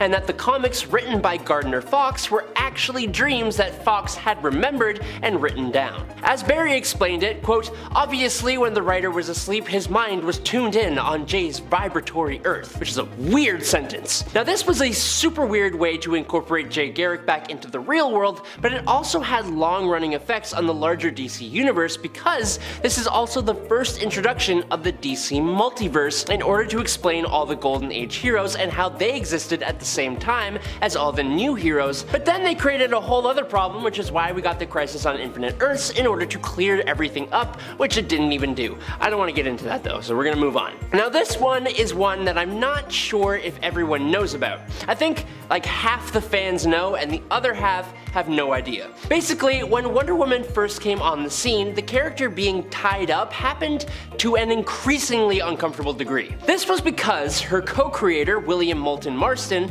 incorporated his, preferences into her stories and powers. Like, infamously, he made Wonder Woman's greatest weakness being tied up or subdued by a man. This was pretty quickly retconned even before the Comics Code Authority cracked down on comics in the 50s. Later writers didn't share Marston's interests and views and felt that Wonder Woman's weird and oddly specific weaknesses were unnecessary, not only unnecessary, but just a tiny bit sexist and humiliating as well. This major DC retcon went unnoticed for actually a really long time until some dedicated readers dug into Wonder Woman's past. But speaking of that, Arthur Curry is Aquaman. He's the guy. When people think of the blonde-haired, golden fish scale wearing hero, they are thinking of Arthur Curry. Or are they? Ooh. Arthur Curry is DC's official Aquaman. That part isn't wrong, but when you look at the Golden Age Aquaman, that is actually not Arthur Curry. That version of the character, who looks basically the exact same, with all the same powers, is actually just some unnamed water-based hero who actually kind of despises us regular Earth humans and fought against the Axis powers during World War II. DC had only introduced Arthur during the Silver Age of comics, and he became accepted as just the guy who had always been Aquaman. As he got more and more popular, DC just kind of quietly swept Golden Age Aquaman under the rug and pretended that they were the same person the whole time. It's actually kind of hilarious because the only reason no one realized was because, I mean, it's Aquaman. No one cared. Now when it comes to the Green Lanterns, John Stewart is pretty universally known as the serious, disciplined disciplined one, and that is mainly to do with the fact that he is a retired US Marine. But despite his current gruff, serious, hard reputation, a lot of people forget that when Jon Stewart first came on the scene, he was actually a pretty rebellious dude who actually had a background as an architect. He was chosen by the Guardians specifically because he was rebellious. Hal Jordan at the time was the Green Lantern's super conservative, serious, main guy lantern, and they chose Stewart specifically to counter him. It wasn't until the animated series that Jon was finally introduced in the way that we actually know him today. Last but certainly not least today, I have decided to include what may just be the most hated retcon to grace the pages of the New 52 reboot, turning Lobo into Lamo. In Justice League 23.2 Lobo, it was revealed that the Lobo that we know, the big bike-riding, foul-mouthed, regenerating, Gene Simmons-looking space bounty hunter who pretty much every single comic book fan loved, was actually just an imposter. In actuality, a younger, short-haired, boring, generic as hell looking tiny little dude was actually the real, genuine Lobo. And to usher that change in, Lobo #1 gave us this new Lobo beheading the fan-loved version of the character and deactivating his healing factor. Needless to say, no one liked this version of Lobo, and if you did, I don't believe you and you're just saying that to be difficult. Thankfully, the original version of the character was restored to greatness and we can just forget this ever happened. Please. Clue and wasn't like completely lost here, even though I wasn't exactly sure who specifically the reveal was about in terms of like the name of the character, is because I had actually read pretty much everything leading up to this event in preparation for it. We are talking about the Empire event, in case you don't know, and the reveal that the Skrull Empress, Raquel, was still alive. Also, I don't know if I say her name right, but I say it like that, or I say it Raquel, because there's a lot of L's there. I'm not very good at pronouncing Skrull names, okay? Not only was Raquel still alive, but the retcon also allowed us to know that she was apparently the mastermind behind the whole Kree-Skrull alliance. She'd been working undercover ever since she died, or should I say, faked her death. The real story of what happened is Raquel pretended to perish on her homeworld, but instead basically just like teleported the heck out of there and left her daughter, Hulkling's mother, Princess Anel, and the rest of her homeworld to die. So yeah, if you were holding out hope that Raquel's survival meant that, you know, maybe Hulkling's, aka Emperor Dork VIII's mom was still around, sadly no. When it comes to my who is secretly a mutant bingo card, the X-Men's training area of the mansion, known as the Danger Room, was never on there for me. And yet, here we are. As we continued to learn more about how awful Professor X was, one of the main reveals we got in that department, one of the strongest cases against him, in terms of honestly how villainous he perhaps truly was all along, or could be, was the reveal that the Danger Room had actually long ago become sentient, a technological, basically based mutant of their own. Professor X senses this with his telepathic powers, but chooses not to acknowledge it and reveal it to his X-Men. I mean, he could've just, you know, set Danger free, apologized, maybe found some common ground, welcomed her even into the new fold of his team, potentially, and just built a new room. He does have to. Moving on to the retcons of Charles Smith. Charles Smith is the Wolverine of Riverdale, retcon after retcon. Charles Smith is the half-brother of Betty Cooper and Jughead Jones. At first, viewers were led to believe this character named Chick was Charles. However, it was revealed that he was actually Charles's ex-friend, Chick. Chick and Charles fought one day and he ended Charles. When Betty and her mom showed up looking for her brother, Chick decided to pretend to be Charles. But then, Charles wasn't dead, he lived. Chick went to jail and Charles joined the FBI. But then, surprise, turns out he and Chick were actually dating, and they did actually fatally injure someone. So then, Charles goes to jail, eventually the two escape, break into the Cooper family home to try and get married in the living room. Chick doesn't make it out of that alive, and then Charles, surprise, has a deadly disease. And then, surprise, part 2, he just recovers, and that's literally where his story ends. I know that was crazy, but tell me superhero publishers have not done something similar? Who ships Gwen Stacy and Norman Osborn? People who deserve jail time. Sins Past introduced one of Marvel's greatest sins ever, featuring the relations between Gwen Stacy and Norman Osborn. This retcon is gross for a lot of reasons. Truly, Gwen why did you do it? Gwen ended up secretly having twins from those relations, and those kids eventually caused a lot of problems for Spider-Man since they were led to believe he was their dad that abandoned them. This was later retconned out of existence, literally, thank God. The twins were clones and everyone's memories had just been altered. Was it worth Marvel fans suffering? I don't think so. The New 52 created a lot of retcons everyone hated, but my least favorite was Mr. Freeze falls in love with Nora Fields, a completely random woman frozen by her parents in the 40s. He literally